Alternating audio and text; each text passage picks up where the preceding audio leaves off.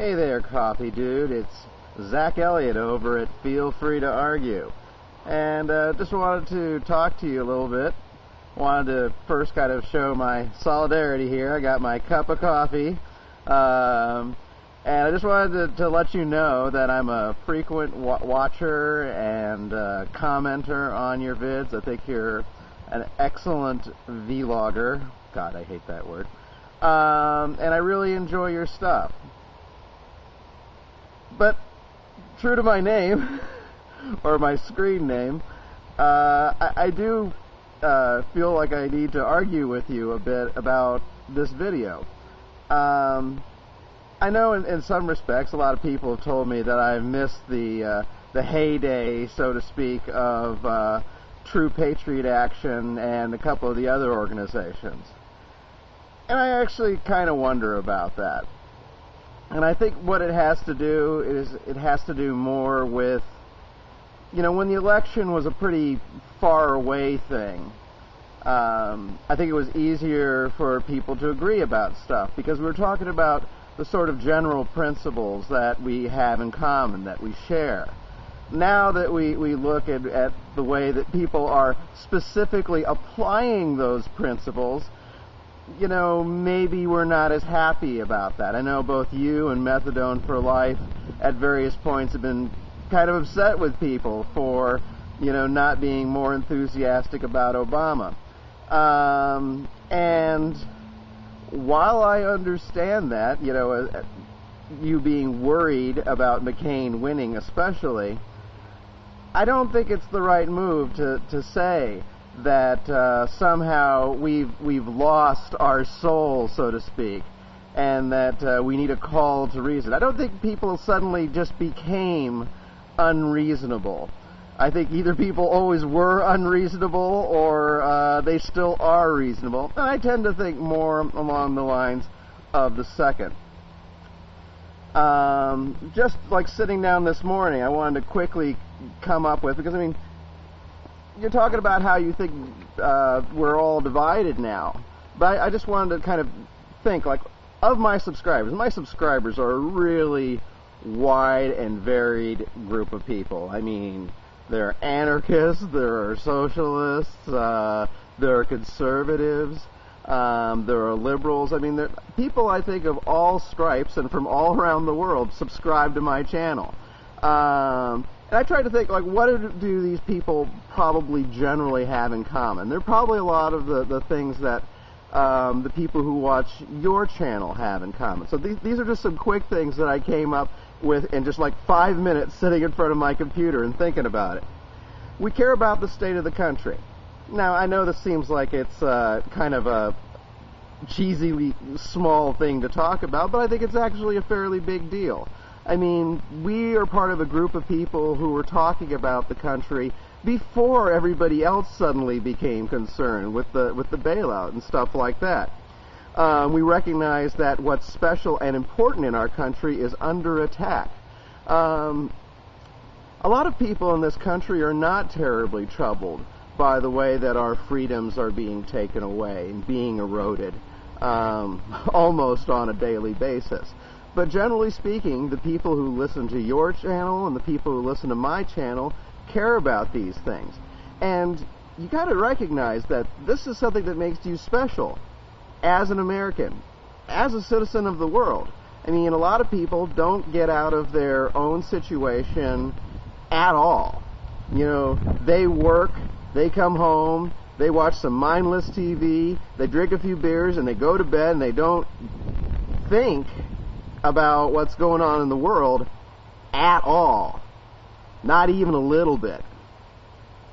Here, I'm going to have another sip of my solitary coffee. I hope I'm not upsetting you.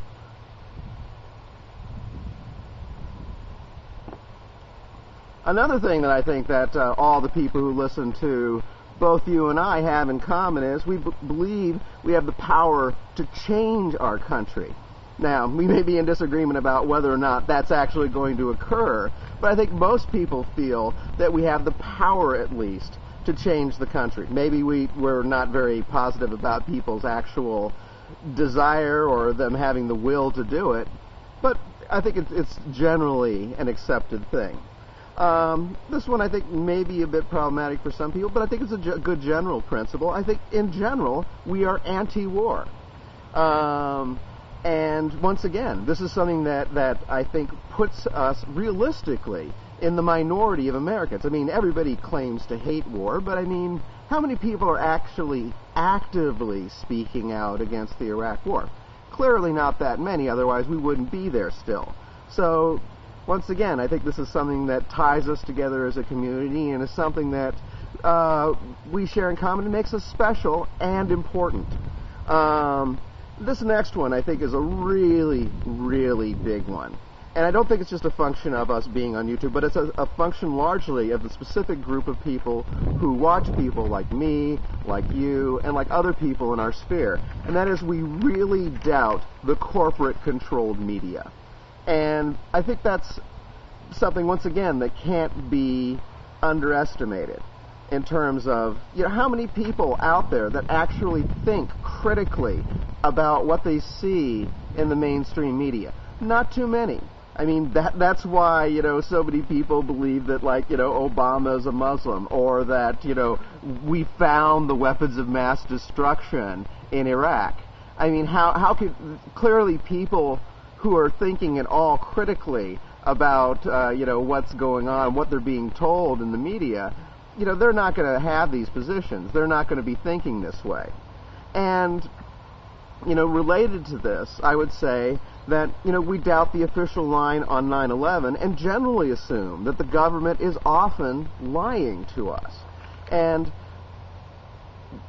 I think, I keep repeating this over and over again, but I think it's important to recognize, and not dwell on the fact that, we have disagreements often about methods, about, what we're going to do with these values that we have. But I think it's the important thing to remember is that we actually do share a lot of these values. Now, how do you apply this anti-war value, for example? To me, that's like probably the most important value that I have. Now, I understand people who say that McCain is going to be a disaster in terms of, this particular aspect, in terms of being anti-war, that he's clearly a warmonger, someone who believes in the U.S. use of power, he's perfectly willing to stay in Iraq. And I think the important thing, once again, to remember, though, is that we can have disagreements, though, about, relatively speaking, how different Obama is.